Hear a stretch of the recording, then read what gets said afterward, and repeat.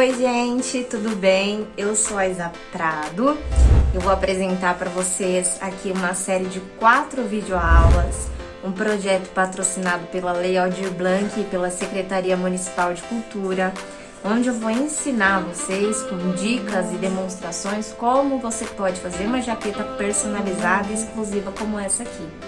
A intenção dessas 4 videoaulas, além de poder promover uma fonte de renda para você que está em casa, né, nessa pandemia, na quarentena, é também promover o consumo consciente, através de brechós ou através do repaginar de uma peça que você tem aí parada há bastante tempo no seu guarda-roupa. Então eu espero que seja de grande proveito para vocês, coloquem em prática, assistam o vídeo. Muito obrigada pela atenção. Um beijo a todos.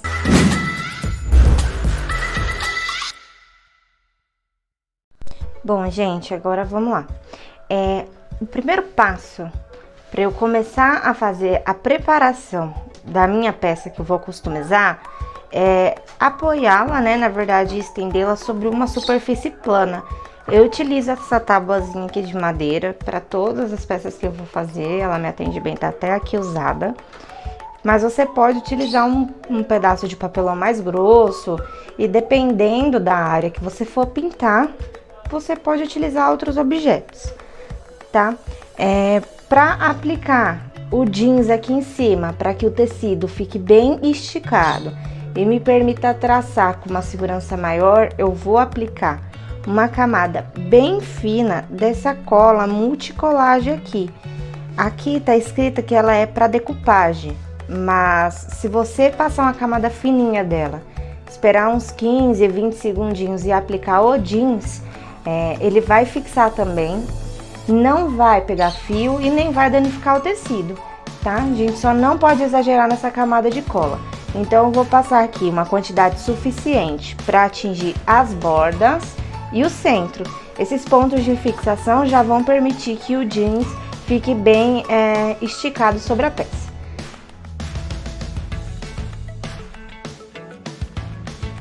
Vou deixar aqui alguns pontos, né, definidos, e aí eu vou pegar a partir desses pontos e vou espalhar para as bordas.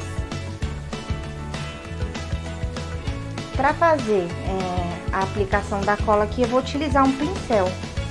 Esse que eu uso é dessa marca aqui chamada Winton, né? Ela não é muito conhecida, mas eu tenho esses pincéis há muito tempo e eles me atendem muito bem, então sigo usando eles. Ele é de uma cerda mais grossa, então ele vai permitir que eu passe essa camada aqui de cola com um tempo um pouco menor de tempo do que se eu estivesse usando um pincel fino. E aí vocês podem espalhar de forma bem desleixada mesmo, porque lembrando que a gente não quer colar madeira no jeans, a gente só quer criar um ponto de fixação.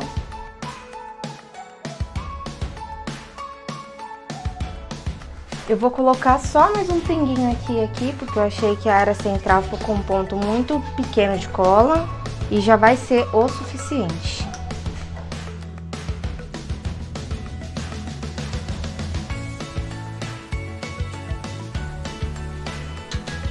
Aqui eu vou esperar uns 15 segundos e aí eu vou vir com a parte do tecido do jeans aqui sobre essa superfície e já vou conseguir esticá-la.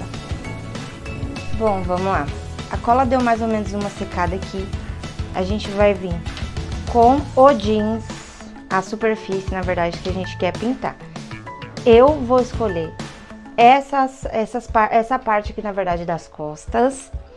Vou tentar respeitar essas linhas guias aqui, mas vai depender muito de como eu quero o resultado da arte final. Se eu quero o meu desenho vazando para além das costuras ou não.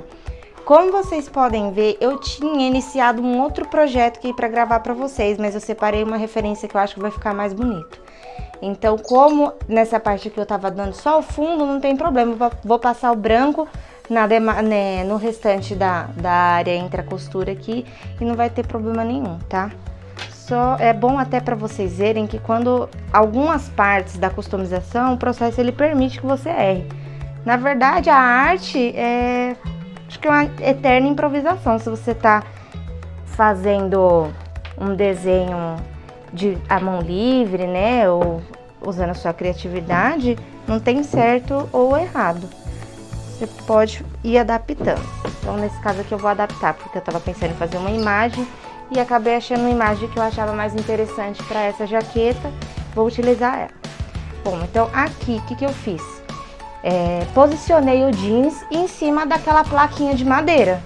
Eu já dei uma alisada aqui, que é para o tecido assentar, não ficar nenhuma ondinha, para que quando eu for riscar, a parte que eu desenhe, ela não tenha essas ondulações, porque essas ondulações aqui acabam atrapalhando na hora de fazer o esboço.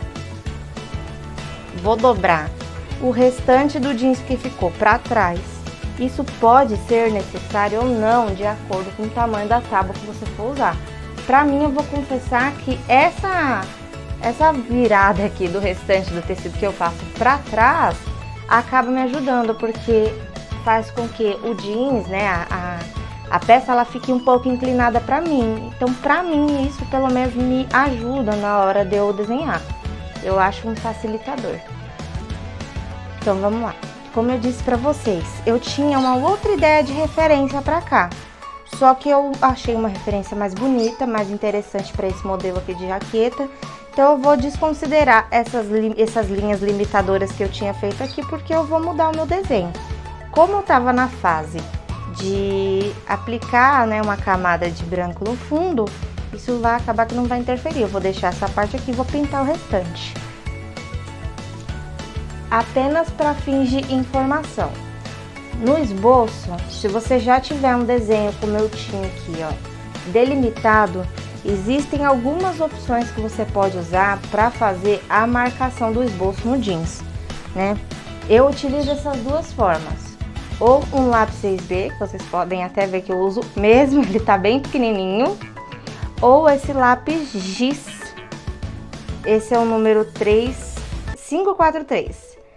A marca eu não sei precisar, porque ela tá em japonês aqui, mas qualquer papelaria, se vocês pedirem um lápis Giz, eles vão ter algum modelinho para te passar. E eu peguei esse aqui branco porque eu trabalho muito com jeans em tons escuros. Então o branco ele vem a calhar nessa hora. Quando o jeans é mais claro, eu utilizo o lápis 6B, porque eu acho que o traço dele é muito preciso, muito suave de traçar, não precisa ficar raspando para um lado e para o outro para você conseguir enxergar onde você está desenhando. Então, para o caso dos jeans mais claros, uso o 6B, ou para o caso de jeans com uma lavagem mais escura, usa um lápis Giz. Esse lápis aqui deve ter sido R$ 2,50, R$ 3, tá bom? Se você for pagar mais que isso, não é muito mais que isso, não. Então, vamos lá. Agora, o que eu vou fazer? Vamos supor que a gente já tinha feito a marcação com um lápis Giz, né, dentro do esboço que você quer. A próxima etapa é dar o fundo para esse desenho. E o fundo geralmente a gente dá com uma cor clara, preferencialmente o branco. Por quê? Existem algumas cores que elas, somente se você passar diretamente no jeans, esse tom dessa cor ele não vai ficar tão preciso quanto você achou que ele ficaria. Por quê? O branco mesmo, para ele ficar um branco leitoso, ele precisa de várias camadas. Então, por exemplo, se você for pegar um verde como esse aqui, um verde mais clarinho, né, um tom pastel, você precisa passar uma camada desse branco antes, porque senão esse tom ele não vai ficar um tom pastel como tá aqui, né, mostrando no potinho dele. A camada do jeans, né, na verdade a camada não, a tonalidade do jeans, quanto mais escuro, mais camadas você tem que passar para o tom ele ficar exatamente dentro daquilo que você está pensando. Então, como eu sempre trabalho com muitas cores, eu passo, para mim é obrigatório passar essa camada de branco no fundo.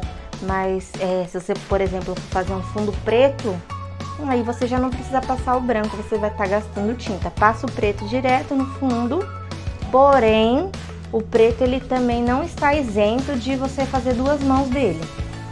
Porque mesmo sendo o tom mais escuro que a gente pode ter, a trama do tecido ainda vai permitir que fique algum espacinho sem pintar. Então é recomendado que para trabalhos mais limpos você passe duas mãos de preto também. Então, continuando, agora a gente vai fazer a aplicação do branco em toda a área que vai ter tintura. né? Então, no meu caso, eu vou respeitar essas linhas guias aqui, mas vou passar um pouquinho a mais, porque vai dar um efeito menos engessado, que é o que eu quero para essa peça aqui. Eu vou utilizar um pincel da Tigre, número 815-18. Ele tá bem apagadinho, porque pincel, gente, se você cuidar, ele dura muito, muito, muito. Então ele é esse tamanho aqui. Eu não vou usar muito maior que isso, apesar do tamanho da área que eu tenho para pintar, porque eu prefiro me ater a traços mais precisos, mesmo dando fundo. Pra mim, eu acho que pra tinta ela correr legal nas próximas camadas, você precisa dar uma camada bem certinha, bem marcada do branco. Então, assim, eu sempre tento trabalhar com um pincel que não seja tão grande, mais difícil de manusear. Eu vou utilizar esse aqui que pra mim vai atender. Vai demorar um pouquinho mais, mas tudo bem, a arte é paciência mesmo. E aí, o que eu vou usar? Gente, eu poderia até falar de outra marca aqui, mas eu não estaria sendo fiel ao que eu faço no meu dia a dia. Eu não trabalho com outra marca de tinta para tecido, a não ser a Acrylex. Pra mim atende bem, ela adere ao tecido. Nunca tive nenhum problema com o cliente falando que desbotou, algo do tipo. Então, pra mim, é a tinta mais confiável que tem para fazer pintura em tecido. Eu não troco porque já dizia aquela frase lá, time que tá ganhando não se mexe. Então, assim, pra mim não preciso trocar. Ela atende muito bem. Esse pote aqui, se você for num Armarinhos, ele vai estar R$ 9,99 mais ou menos. Dentro dos bairros ele é um pouco mais caro. Então, se você for comprar em grande escala, melhor você ir para a região de São Paulo ou arrumar algum Armarinhos Fernandes, porque sai muito mais em conta, tá? Então, eu vou passar uma camada fina desse branco no fundo.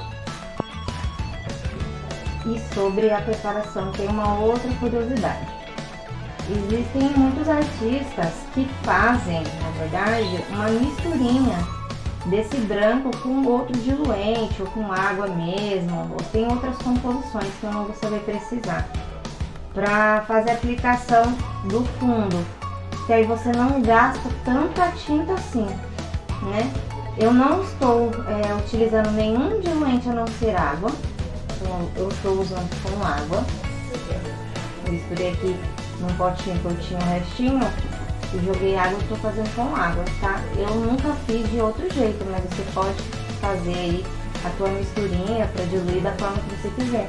O importante é evitar o desperdício desnecessário de tinta. Então, sempre que eu tenho tinta sobrando no pincel, inclusive, eu faço esse movimento de espalhar para que eu consiga cobrir mais áreas com a menor quantidade de tinta possível.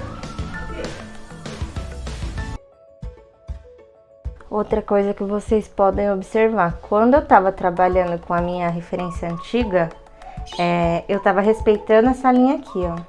Agora que eu tô com a minha referência nova, o modelo dela vai ficar mais legal se eu fazer vazado para os lados, então eu já não tô tendo mais essa preocupação. Então por isso que eu tô deixando a tinta passar aqui para as extremidades. A proposta do que eu tenho em mente para a arte dessa jaqueta vai ficar mais legal.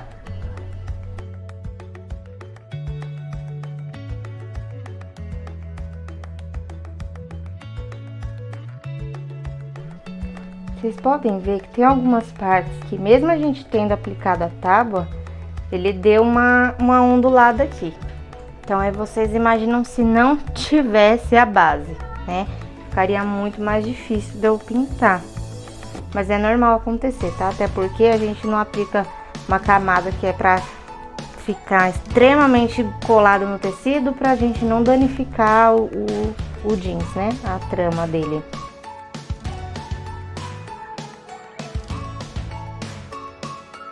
Aqui eu vou dar uma vazada nas bordas também, pra não ficar desconexo com o que eu tô fazendo ali em cima. Essa marcação que vocês estão vendo aí, aqui no fundo vai aparecer, tá? Mas na hora que a gente for fazer de fato o nosso desenho, ele vai sumir.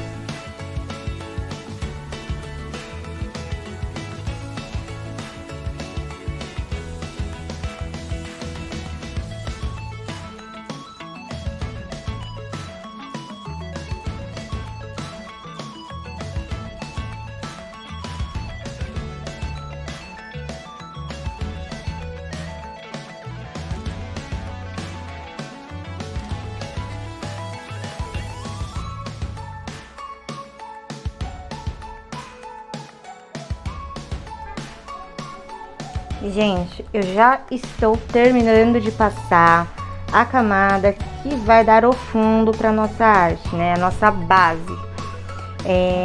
Enquanto eu estava aqui pintando, eu lembrei de algumas coisas que também são dicas boas para quem ainda não trabalhou com o caso do jeans especificamente, por exemplo. O jeans ele tem uma trama que você pode ver claramente para qual lado o tecido está seguindo, né? Então, esse jeans aqui, ele tem as tramas assim, ó, exatamente na posição do pincel. Ela tem as tramas dessa forma. Então, pra mim, é mais inteligente pintar no sentido da trama do jeans. Ele preenche mais rápido, tá? Isso vai isentar que fique algumas partinhas branquinhas? Não, não vai. Mas o preenchimento com certeza vai ser melhor do que se você pintar no sentido contrário. E sobre essas partezinhas sem pintar que ficarem, pro caso dessa camada aqui, sem problemas, tá? Não tem problema nenhum. Até porque, como já dito, a intenção do branco aqui é dar o fundo, fazer uma base. Então, outras tonalidades, outras cores virão por cima. Você não precisa fazer essa camada perfeita, não. Você vai evitar gastar mais tinta do que o necessário, né? E menos tempo também.